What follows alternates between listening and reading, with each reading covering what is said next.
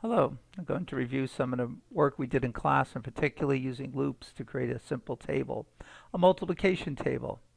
If you recall, we wanted our output to look something like this, to say 0 times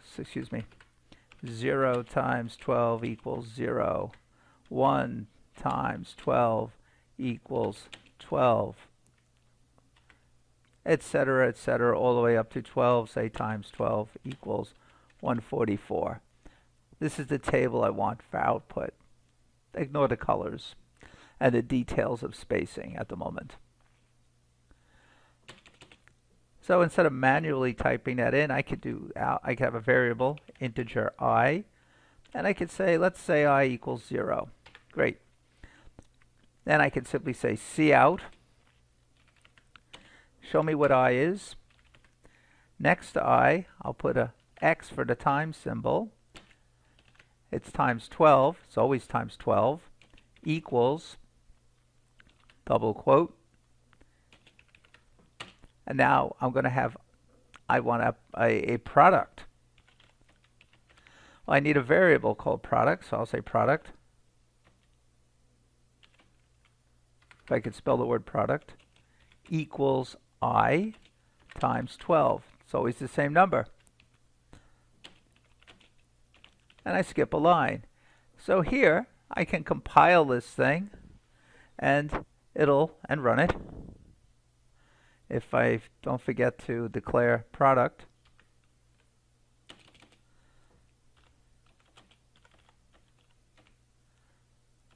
And I could initialize it to 1, but it doesn't matter.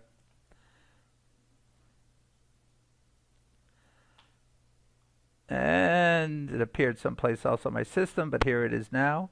I'll increase the size of this. How did I do that? Right click, properties.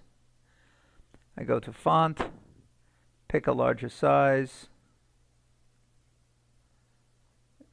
click on OK.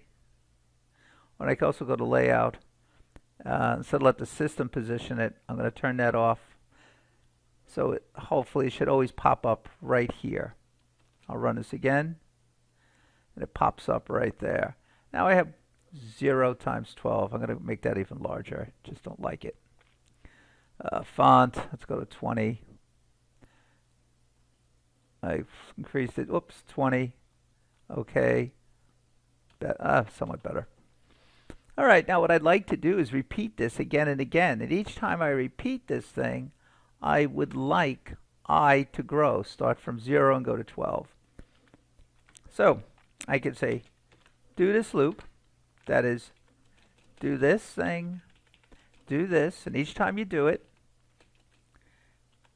add 1 to I. And then after you add 1 to I, while I is less than or equal to 12, go back, and do it again.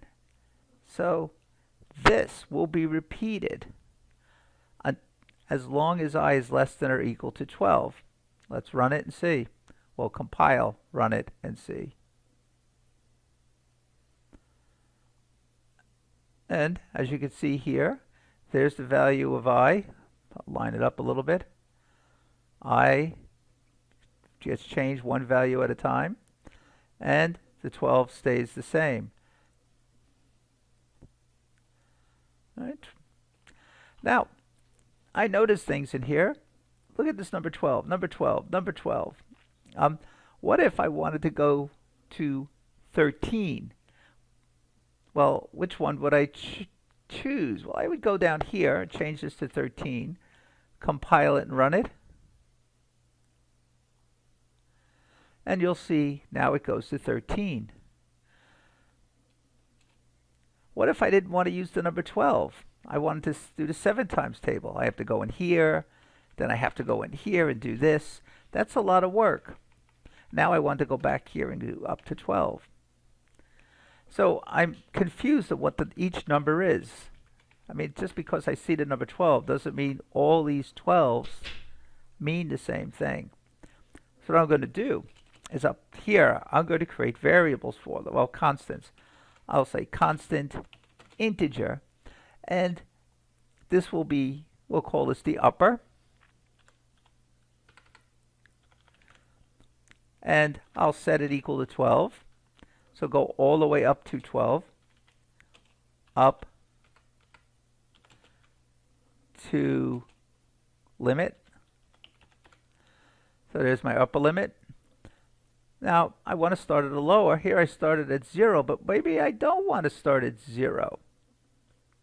So I could do something like this. I could say constant integer lower. I'll start at 0 just to test my program. Starting lower count number. So now I know where I goes and where where it ends. How about this, the multiplicand? Oh, I can say constant. That's just protection. I'm a good engineer. I'll call it M because I don't want to type a lot. 12. Comments should be included, but I shan't for now. Now, instead of starting I at 0, I'll say I will start at whatever the lower limit is. I go down here. This 12 will be upper. Now, nobody but you and I sees all this detail. That is where the software engineers, we're actually seeing it. Notice this chord didn't change. Well, actually, it will have to change here. This will have to be M. Now, this 12 will change too. So what I'm going to do is I'll put put M right there.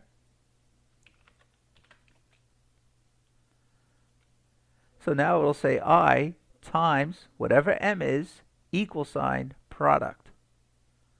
And if I have no mistakes, so there I have it from 0 to 12 just as before. But look how powerful this is now. I could say I want to start from 5. Start from 5. Go to 10. Compile and run this. And you see it's from 5 to 10. What if I don't want the 12 times table? I want the 7 times table.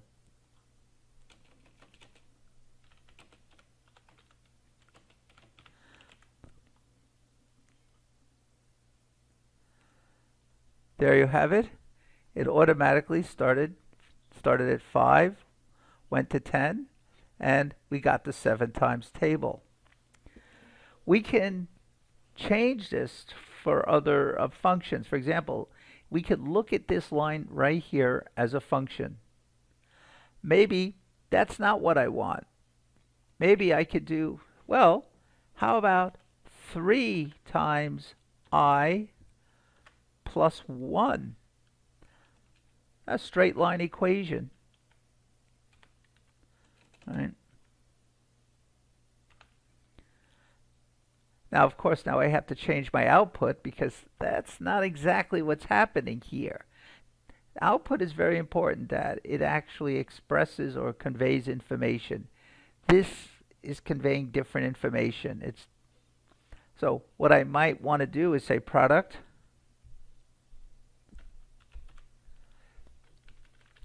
equals, I could just type in 3 instead of M now.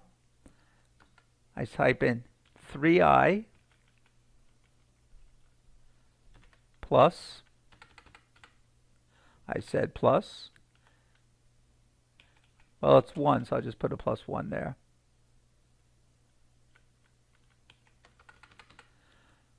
So now this would print out this a fine equation from 5 to 10, and this is sort of our x value. All right, so it's giving me my I. I probably should put parentheses around this to make it look nicer. So I'll say parenthesis, parenthesis, compile it and run it again.